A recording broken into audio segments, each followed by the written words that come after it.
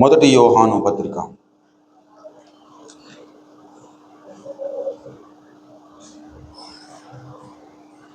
మొదటి యోహాను పత్రిక 3వ అధ్యాయము 12వ వచనము చదువుతున్నాను. దయచేసి చిత్తగించండి పిల్లలు. మొదటి యోహాను పత్రిక 3వ అధ్యాయము 12వ వచనము. మనము కయీను వంటి వారమై ఉండరాదు. వాడు దుష్టుని సంబంధి అయి తన సహోదరుణ్ణి చంపెను. వాడతనిని ఎందుకు చంపెను? తన క్రియలు చెడ్డవియో తన సహోదరుని క్రియలు నీతి గలవినై ఉండెను కనుకనే కదా.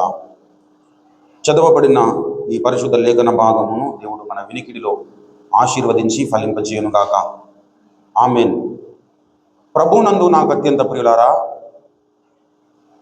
రక్షణ జీవితము అనేది చాలా సున్నితమైనది, విశాలమైనది. రక్షణ జీవితంలో మనము నిరంతరము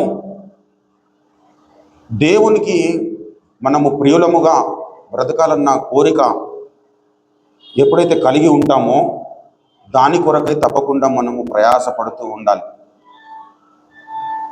ఆ ప్రయాస మనల్ని ఉన్నతమైన స్థితిలోనికి నడిపిస్తుంది. చదవబడిన ఈ లేఖన భాగములో వాడు దుష్టుని సంబంధి అయి రాయబడింది. దేవుడు ఈ భూమి మీద ఆదాము హవ్వలను దంపతులుగా చేసి వారిని ఆశీర్వదించి దేవుడు ఒక కార్యము చేద్దామని తలపెట్టినప్పుడు దుష్టుడైన అపవాది వాడు కూడా ఒక కార్యం చేద్దాం అనుకున్నాడు. ఆదాము హవ్వలను దేవుడు చేసినప్పుడు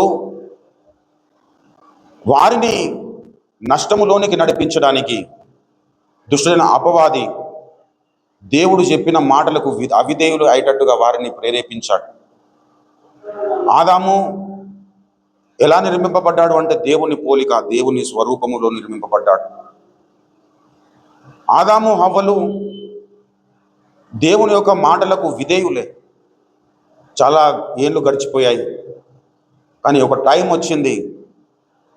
దేవుడు జరిగిస్తున్న పని దగ్గరికి దుష్టుడైన అపవాది వాడు పని జరిగించడానికి వచ్చాడు. దేవుడేమో మంచి విత్తనములను జల్లి వాటిని ఫలించేటట్టుగా దేవుడు చేస్తాడు. దుష్టుడైన అపవాది గురుగులను జల్లుతాడు.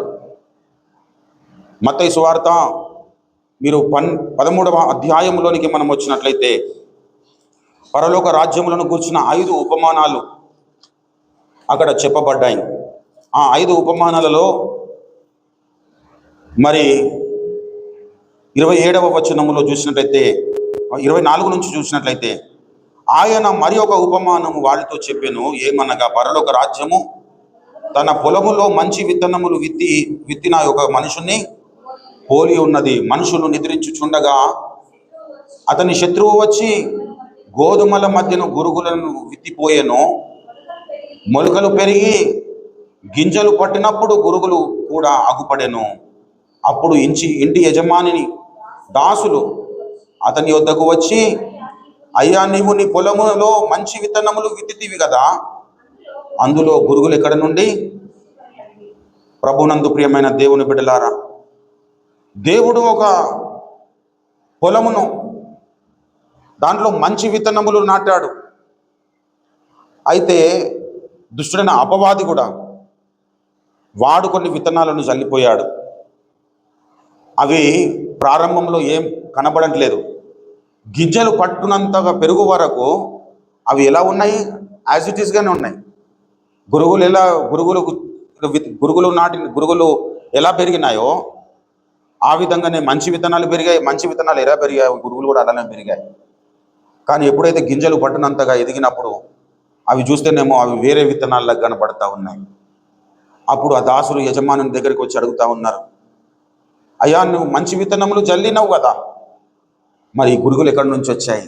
ఈ గురుగులను మేము పెకిలించి పెరుగు వేద్దాం అనుకుంటున్నారు. దయచేసి అందుకు అతడు చూడండి, 28 చూడండి. అందుకు ఇది శత్రువు చేసిన పని అని అతడు వారితో చెప్పగా ఆ దాసులు మేము వెళ్ళి వాటిని పెరిగి కూర్చుట నీకు ఇష్టమా అని అతనిని అడిగిరి. చూడండి పిల్లలు, అది ఎవరు చేసిన పని అట?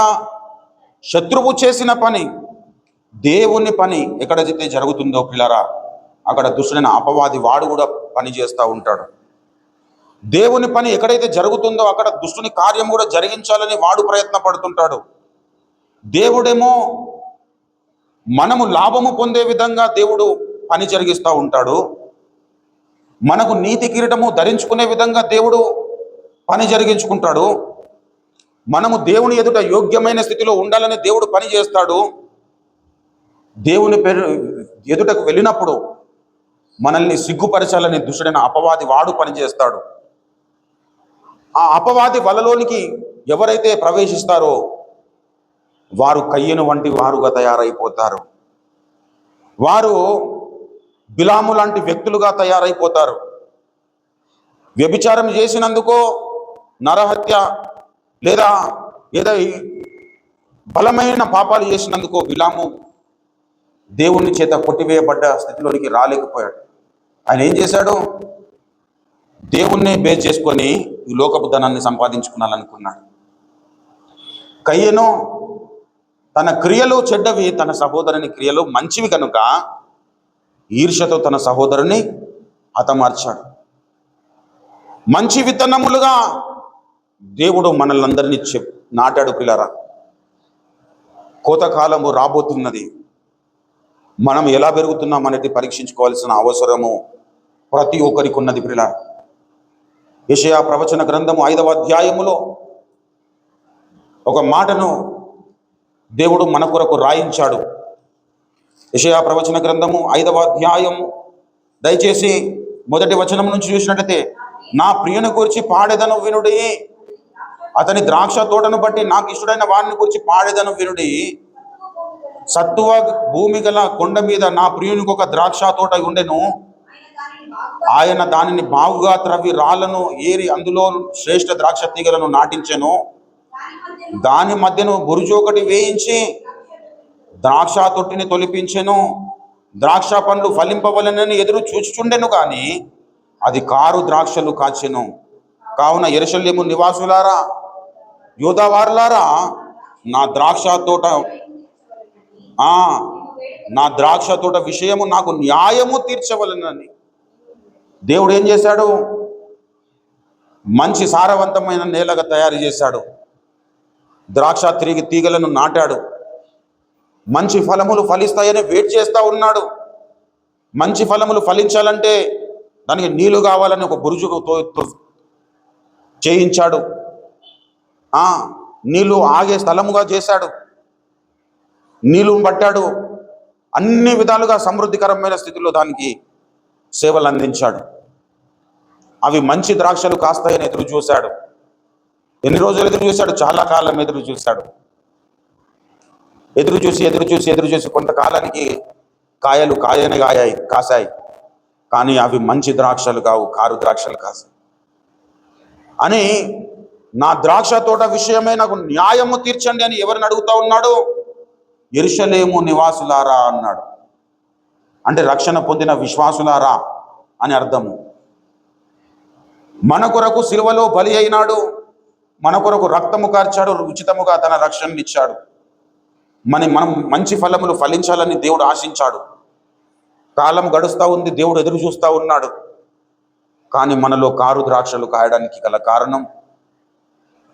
కారణం దేవునిది కాదు, కారణము మనమే. ప్రియులారా, ఇర్మియా ప్రవచన గ్రంథములో ఇదే ఉపమానమును ఇంకొక విధంగా చెబుతాడు. దయచేసి ఇర్మియా ప్రవచన గ్రంథము 2వ అధ్యాయము 21వ వచనములో చూసినట్లయితే, శ్రేష్టమైన ద్రాక్ష వంటి దానిగా నేను నిన్ను నాటి తిని, కేవలము నిక్కటమైన విత్తనములను చెట్టు వంటి దానిగా నిన్ను నాటి తిని, నాకు జాతిహీనపు ద్రాక్షవల్లి వలె నీవెట్లు భ్రష్ట సంతానమైతివి. నీవు క్షారముతో కడుక్కొనినను విస్తారమైన సబ్బు రాసుకొనినను నీ దోషము మరకవలి నాకు కనబడుచున్నది అన్నాడు. నువ్వు ఆశ్రయించాల్సింది యేసు రక్తమును. యేసు రక్తమును ఆశ్రయించకుండా నువ్వు కడుక్కుంటున్నావు. నువ్వు ఎంత కడిగినా కానీ నువ్వు సబ్బు ఎంత నురుగు వచ్చినా కానీ నీ యొక్క డాగులు ముడతలు అలానే కనపడతా ఉన్నాయని దేవుడు మాట్లాడుతూ ఉన్నాడు. ఎందుకో కేవలము నిక్కటమైన ద్రాక్ష తీగగా దేవుడు నిన్ను నాటాడు. కానీ జాతిహీనపు లక్షణాలు. ప్రభువునందు ప్రియమైన దేవుని బిడ్డలారా, దేవుడు ఎన్నుకున్నాడు, దేవుడు కోరుకున్న ప్రజలలో నాయకుడిగా ఎంచబడ్డాడు కోరహు. జాతిహీనపు లక్షణాలు అతనిలో కనబడుతూ ఉన్నాయి. అతను ఏం చేశాడు? మోషేకు విరోధముగా తిరుగుబాటు చేశాడు. ప్రభునందు ప్రియులారా, కయ్యనేమో దేవుడు భూమి మీద జన్మింపజేసిన పుట్టించిన దేవుని చేత సృష్టింపబడిన మొదటి సృష్టిలో ధన్య దంపతులైనటువంటి ఆదాము హవ్వలకు మొదటగా దేవుడు ఆశీర్వదించి చక్కటి సంతానమును దేవుడిచ్చాడు. వాడు ఏమైపోయాడు? దుష్ట సంబంధి అయిపోయాడు. వాడు ఎందుకు చంపాడంటే వాడు దుష్ట సంబంధి అయినాడు. దయచేసి ఆది కాండములోనికి రండి. దయచేసి ఆది కాండము 4వ అధ్యాయము 5వ వచనంలో చూసినట్టయితే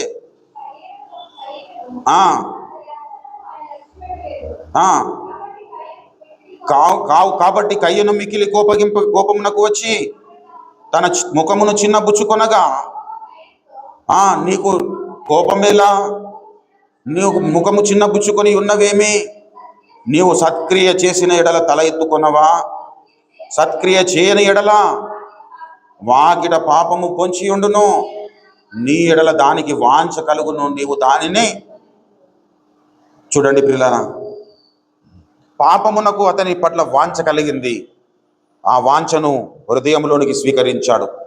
దురాశ గర్భము ధరించి పాపము కనును, పాపము పరిపక్వమై మరణమును కరును అన్నాడు. పాపపు ఆలోచన చేత నింపబడ్డాడు. కోపపడుతూ ఉన్నాడు. ఏం చేయాలనో అర్థం కాలేదు. దేవుని మీద పగ తెచ్చుకుందామంటే దేవుడేమో దొరకడు. కాబట్టి నాది చెడు క్రియ అని ఎలా తీర్చబడిందంటే ఒకడు మంచి క్రియ చేశాడు కాబట్టి ఆ మంచి క్రియ చేసిన వాడేవాడు అంటే తన తమ్ముడైన హేబేలును హతమార్చాడు. పిల్లరా, ఎందుకు హతమార్చాడంటే హేబేలు అతనికి ఏమైనా నష్టం చేశాడా? ఏం నష్టం చేయలేదు. ప్రభునందు ప్రియులారా, కయ్యను నిష్కారణముగా తన సహోదరుని చంపివేశాడు. కాబట్టి మనము ఎటువంటి వారమై ఉండొద్దు? మనము కయ్యను వంటి వారమై ఉండొద్దు అన్నాడు. మనము కయ్యను వంటి వారమై ఉండడానికి దుష్టుడైన అపవాది మనల్ని ప్రేరేపిస్తాడు. ఒక ప్రేరేపణ హేబేలును హతమార్చడానికి కయ్యను పూనుకునేటట్లు చేసింది. అదే గురుగులు. హల్లెలూయా! అది దేవుడు చేసే పని కాదు, శత్రువు చేసిన పని. నీవు మంచి ఆలోచనలు అనేకము కలిగి ఉండి ఒక్క విషయములో నీవు చెడ్డ ఆలోచన కలిగి ఉంటే, ఒక విషయంలో నీవు గురుగులుగా ఉంటే మిగతా విషయం అంతటిని అదేం చేస్తుంది? ముద్ద కొంచెమైనను పులిసిన పిండి కొంచెమైనను ముద్దంతయో పులియచేయును అన్నాడు. అటువంటి పులిసిన స్థితిలోనికి వచ్చారు గలతీ సంఘస్థులు. ఒక చిన్న ప్రేరేపణ, గలతీ పత్రిక 5వ అధ్యాయం 8వ వచనంలో చూసినట్లయితే, మీరు బాగుగా పరిగెత్తుచుంటిరి, సత్యమునకు విధేయులు కాకుండా మిమ్మును ఎవడు అడ్డగించెను అన్నాడు. ఈ ప్రేరేపణ మిమ్మును పిలుచుచున్న వాని వలన కలుగలేదు అన్నాడు. గలతీ సంఘస్థులు అంతకుముందు ఎలా పరిగెత్తారట? సత్యమునకు విధేయులై పరిగెత్తారు, సత్యమును అనుసరించి నడుచుకున్నారు, సత్యములో స్థిరపరచబడ్డారు, సత్యమును పట్ల ఆసక్తి కలిగి నడుచుకున్నారు. కానీ ఒక ప్రేరేపణ కలిగింది వారిలో. ఏంటి ఆ ప్రేరేపణ అంటే? దుష్ట ప్రేరేపణ. ప్రియుల మొదట వాళ్ళు 3వ అధ్యాయం 1వ వచనంలో చూడండి. ఓ గలతీయులారా, మీరు ఇంత అవివేకులైతిరా, అవివేకులైన గలతీయులారా, మిమ్ముడు ఎవడు భ్రమ పెట్టాడు అంటే భ్రమపడ్డారు. వీరు భ్రమపరచబడ్డారు. ఎవరి చేత? గురుగులు నాటే శత్రువు చేత వీరు భ్రమపరచబడ్డారు. దేవుడేమో నిక్కమైన ద్రాక్ష తీగగా మనం ఉండాలని మన కొరకు బురుజు చేయించాడు. జాతిహీనపు లక్షణాలు రావడానికి గల కారణం ఏంటంటే దుష్టుని ఆలోచన ప్రకారంగా నడుచుకోవడం. ప్రభునందు ప్రియమైన దేవుని బిడ్డలారా, రక్షణ పొందిన మనమందరము మనం చేస్తున్న పనులు గురువులుగా చేస్తున్నామా లేదంటే మంచి విత్తనములుగా చేస్తున్నామా అనేది పరీక్షించుకోవాలి. గురువు లక్షణాలు ఉంటే వాటిని వెంటనే విసర్జించాలి. జాతిహీనపు లక్షణాలు మనలో కనపడకుండానట్లుగా మొదటి నుండి మనము దేవుని అనుసరించాలి. వారు ఏం చేశారు? ఓ అవివేకులైన గలతీయులారా, మిమ్మల్ని ఎవడు భ్రమ పెట్టినని చెబుతూ యేసుక్రీస్తు మీ ఎదుట ప్రదర్శింపబడెను కదా,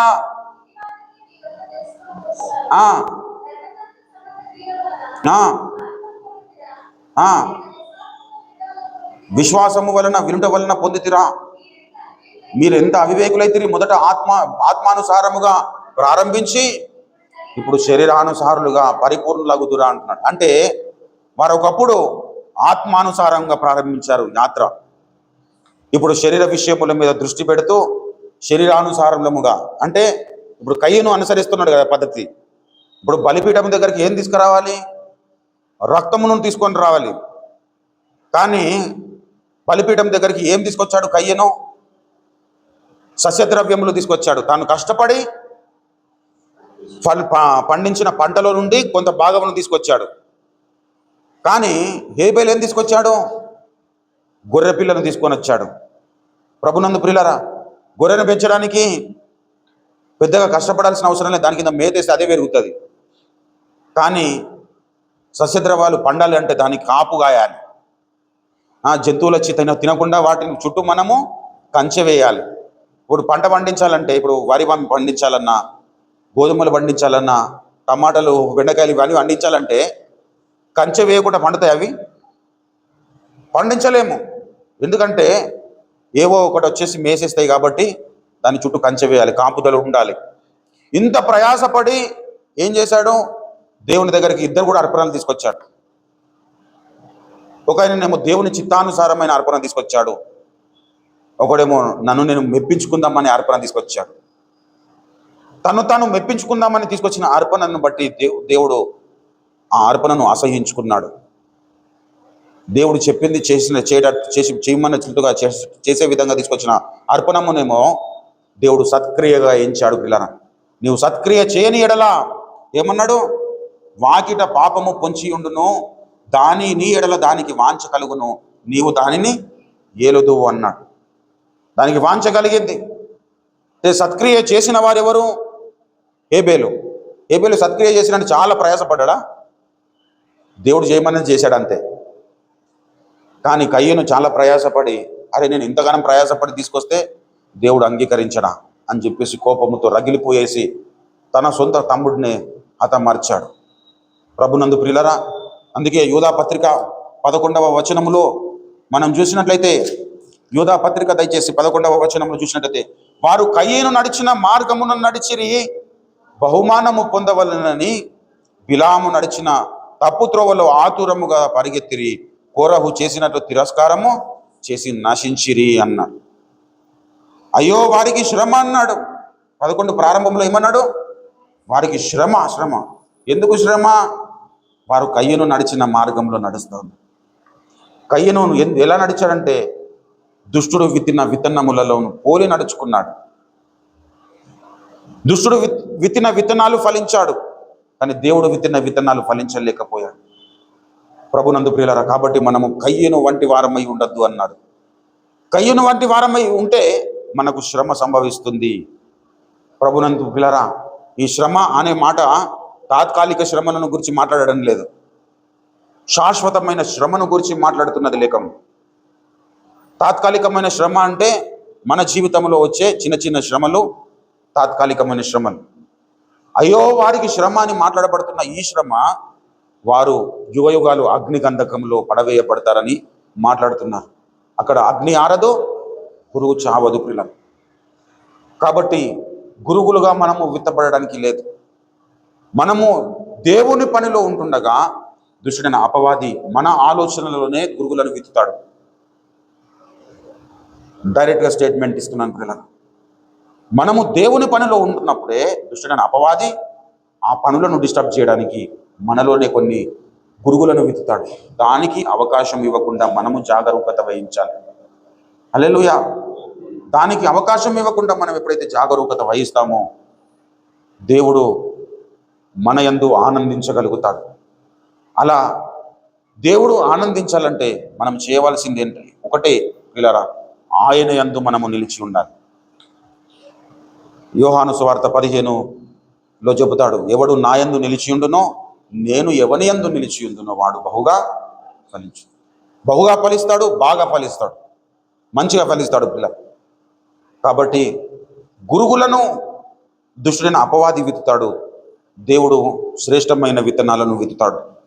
గురుగులేమో ఈ లోక సంబంధులు అన్నాడు. హల్లెలూయా. ఆ ఉపమానంలో చూడండి, మత్తయి సువార్త 13వ అధ్యాయంలోనికి వచ్చినట్లయితే,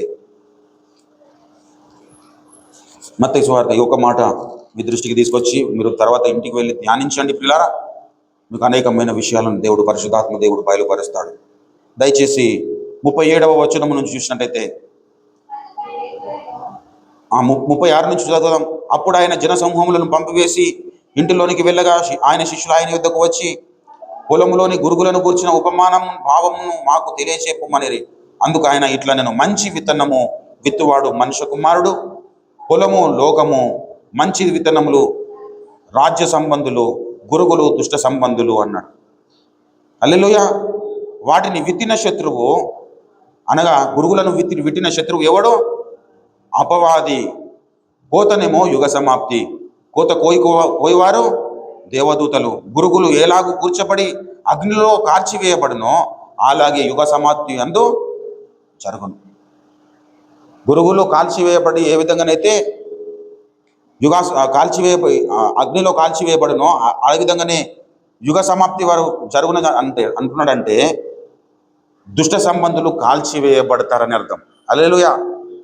అయితే దేవుని రాజ్య సంబంధులు బహుగా ఫలించగలుగుతారు. హల్లెలూయా. మనం బహుగా ఫలించే కోవలో మనం ఉండాలి అంటే ప్రభునందు ప్రియులారా, గురుగులకు దూరముగా ఉండాలి. గురుగులను విత్తకుండా మన హృదయాలను కాపాడుకోవాలి. హల్లెలూయా. కొంచెము అవిశ్వాసము, కొంచెము అవిధేయత, కొంచెము బలహీనతలు, కొంచెము అల్పకాలపు పాపకు భోగముల పట్ల ఆసక్తి మన జీవితాలను దుష్ట సంబంధి చేతిలోనికి ఇచ్చివేసే పరిస్థితి తీసుకొస్తాయి పిల్ల. కాబట్టి అలా మనం ఎప్పుడు ఉండొద్దు. అలా మనం ఉండడానికి వీల్లేదు పిల్ల. మీరు తిమోతి పత్రికలో వచ్చినట్లయితే అక్కడ ఒక కొంతమంది భక్తులను గురించి చెబుతాడు. వారు భక్తిహీనులైపోయారు. దయచేసి చూడండి, 2వ తిమోతి పత్రిక దయచేసి 2వ అధ్యాయము 17-18 వచనాల్లో చూసినట్లయితే, కొరుకు పుండు ప్రాకినట్లు వారి మాటలు ప్రాకును, వారిలో హుమేనయును ఫిలేతును ఉన్నారు, వారు పునరుత్థానము గతించనని చెప్పుచు చూడండి ఎక్కడ తప్పిపోయారట? సత్యము విషయమై తప్పిపోయారు. గలతీ పత్రిక 5:8లోనేమో సత్యము విషయమై తప్పిపోయారు. సత్యమునకు అవిధేయులై తప్పిపోయారు. అవిధేయులైనారు కదా. సత్యము మీరు బాగుగా పరిగెత్తుచుంటారు కానీ మీరు సత్యమునకు అవిధేయులు అవునట్లుగా మిమ్మల్ని ఎవడు అడ్డగించనన్నాడు. ఈ ప్రేరేపణ మిమ్మల్ని పిలిచిన వాని వలన కలుగులేదన్నాడు. ఇప్పుడు అదే ప్రేరేపణను ఇక్కడ హుమెలై ఫిలేతు పెంచి పోషిస్తూ ఉన్నారు. మీరు ఏం చేస్తున్నారు? పునరుత్థానం గతించనని చెప్పుకొనొచ్చు సత్యము విషయమై తప్పిపోయి కొందరి విశ్వాసమును చెరుపుచున్నారు. 1 తిమోతి పత్రికలోనికి రండి దయచేసి. 1 తిమోతి పత్రిక 1వ అధ్యాయము 19వ వచనంలో చూసినట్లయితే, అట్టి మనస్సాక్షిని కొందరు త్రోసివేసి విశ్వాస విషయమై ఓడ బద్దలైపోయిన వారి వలె చెడి ఉన్నారు. వారిలో హుమెనయును అలెగ్జాంద్రు ఉన్నారు. చూడండి ప్రియుల, వీరేమైపోయారు? విశ్వాసం అనే ఓడ బద్దలైపోయింది. విశ్వాసం అనే ఓడ బద్దలైపోయిందంటే విశ్వాసం అనే ఓడ కలిగిన మనమందరము సముద్రములో ప్రయాణం చేస్తున్నామని గుర్తు తెచ్చుకోవాలి. మొదటి విషయం, ఈ సముద్ర ప్రయాణం చేస్తున్నప్పుడు మనము ఒకవేళ కొంచెం అజాగ్రత్తగా ఉన్నట్లయితే మన విశ్వాసం అనే ఓడ కూడా బద్దలైపోతుంది. అప్పుడు మనం కూడా ఒక ఉమెనై లాగా మారిపోతాం, అలెగ్జాండర్ లాగా మారిపోతాం. వీరు అలా మారడానికి ఏమైపోయింది, ఏంది కారణం అంటే వారు అట్టి మనస్సాక్షిని త్రోసివేసి విశ్వాసం విషయమై ఓడ బద్దలైపోయింది. ఇప్పుడు సముద్రంలో ఉన్నాం, ఓడ బద్దలైపోయింది అనుకో, మనం అట్లనే తేలుతుంటామా, మునిగిపోతామా? మునిగిపోతాం. కాబట్టి ప్రియమైన దేవుని బిడ్డలారా, గురుగులకు అవకాశం ఇవ్వద్దు, గురుగులకు దూరముగా ఉండడాన్ని నేర్చుకోవాలి. హల్లెలూయా. లోకంలో బ్రతుకుతున్నాం, కానీ లోకమునకు వేరే రక్షణ పొందుడి అన్నాడు. రక్షణ పొందిన వానికి ఉండే లక్షణం ఏంటంటే లోకమునకు వేరైన జీవితమును మనం కనపరచాలి. హల్లెలూయా. కాబట్టి మన జీవితంలో మనం ఒక కయ్యనులాగా మారకుండా ఉండాలి, బిలాములాగా మారకుండా ఉండాలి, ఆ తర్వాత కోరహులాగా మారకుండా ఉండాలి అని మనకైతే ఆశ ఉంది. అవునా? నేను కయ్యనులాగా మారాలని అనుకున్న వాళ్ళు చేతులు ఎత్తండి. అట్లా ఎవరికి ఆశ లేదు. మనం అందరము కయ్యనులాగా ఉండదనే కోరుకునే వాళ్ళమే. అయితే దుష్టను ప్రేరేపణకు మాత్రం ఏమాత్రము తావివ్వకుండా జీవించాలి. మనకు వస్తున్న ప్రేరేపణ దుష్టునిదా దేవునిదా అని మనం గ్రహించినట్లయితే, వివేచించినట్లయితే, ఆదాము హవ్వలు ఆనాడు పండు తినకుండా ఉండేవాళ్ళు కాదు, పండు తినకుండానే ఉండేవాళ్ళు. వారు పండు తిన్నారు అంటే దేవుడు చెప్పిన మాటలను వారు పెడచెవిన పెట్టారు. కాబట్టి ప్రభునందు ప్రియులారా, ఈ అంత్య దినములలో యుగ సమాప్తికి దగ్గరలో మనం ఉన్నాం, కోతకాలానికి దగ్గరగా మనం ఉన్నాం. కాబట్టి మనము శ్రేష్టమైన ద్రాక్ష వలులుగా మనం బ్రతుకుదాం. శ్రేష్టమైన ఫలములు ఫలించే ద్రాక్ష తీగలుగా మనము ఈ లోకంలో జీవిద్దాం. పిల్లరా, మనం తీగలుగా, శ్రేష్టమైన ద్రాక్ష ఫలములు ఫలించే తీగగా మనం ఉండాలంటే, చెట్టుగా అని అంటలేదు, తీగలుగా మనం ఉండాలంటే చెట్టు అయి ఉన్నటువంటి యేసయ్యకు మనం అంటి కట్టబడి ఆయనతో అంటు కట్టబడ్డామనుకో.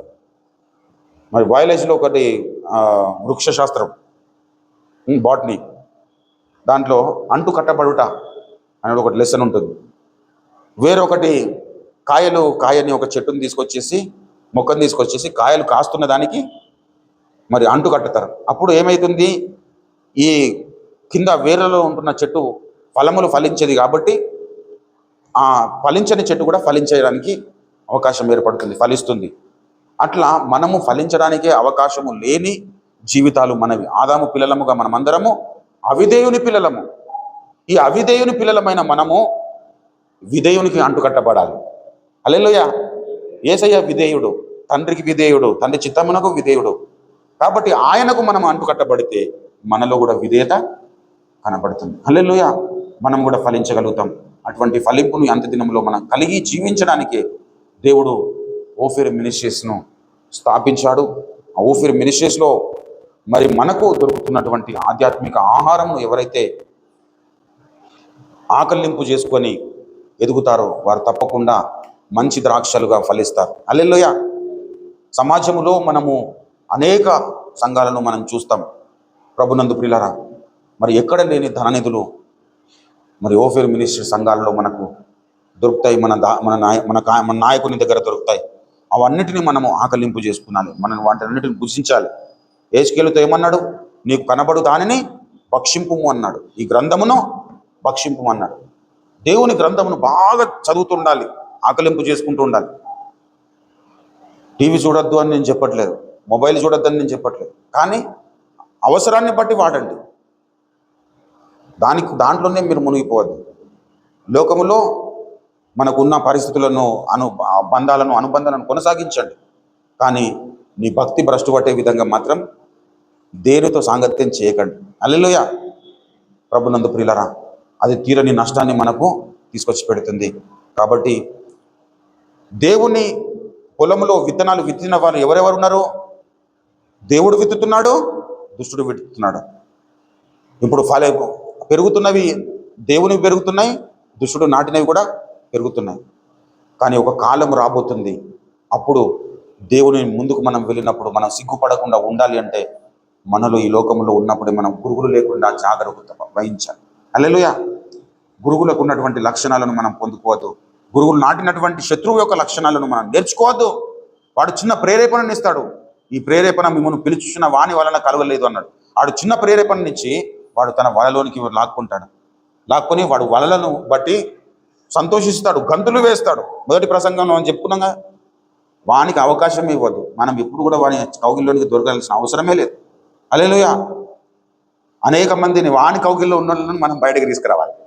హల్లెలూయా. యోధా పత్రికలో చివరి వచనంలో ఏమంటాడు? అగ్నిలో నుండి లాగినట్టు కొందరిని లాగి రక్షించుడి. అంటే అగ్నిలో ఉన్నారు వాళ్ళు. వాళ్ళని లాగాలంటే నువ్వు ఎక్కడ ఉండాలి? నువ్వు అగ్నిలో ఉంటే నువ్వు లాగితే మళ్ళీ వాడు నీకు ప్రభునందు ప్రియులరా, అగ్నిలో నువ్వు లాగాలంటే అగ్నికి వ్యతిరేకమైన, అంటే లోకంలో 2 అగ్నిలు ఉన్నాయి. దేవాగ్ని ఉంది, సాతాను పుట్టించే అగ్నిగుణం ఉంది. ఆ అగ్నిగుండంలో నుండి మనం దేవుని నుంచి లాగాలి. మనము లాగాలి అంటే మనం ఒక మండుచూ ప్రకాశించున్న దీపముగా మనం మండుతూ ఉండాలి. హల్లెలూయా, హల్లెలూయా. మనం అంత బలవంతులము తయారైతే బలహీనులను మనము ఒడ్డుకు చేర్చగలుగుతాం. మనకే ఈత రాలేదనుకో, ఏమున్నది దేవానికి స్తోత్రం అని దొంగితే దేవుడు కూడా అక్కడ ఈత నేర్చుకోవాలి. హల్లెలూయా. ఈత నేర్చుకోవడం మన బాధ్యత. విస్తారమైన దూరం ఉన్నదనుకో, అప్పుడు కాపాడడం దేవుని బాధ్యత. హల్లెలూయా. కాబట్టి మనకు అప్పగింపబడిన పనిని మన శక్తి లోపం లేకుండా చేయమన్నాడు. మన శక్తి లోపం లేకుండా అన్నాడు. హల్లెలూయా. కాబట్టి మనకు కూడా కొంత శక్తి ఉన్నది. ఆ శక్తిలో లోపం లేకుండా చేయడం నేర్చుకుంటే ఎక్కలేనంత కొండ మీదకి దేవుడే మనల్ని లెక్కిస్తాడు, మనల్ని నిలబెడతాడు. హల్లెలూయా. దేవుడు అటువంటి కృప సహాయము మనందరికి అనుగ్రహించి నడిపించును గాక. దేవుడి మాటలు మన వినికిడిలో ఆశీర్వదించును గాక.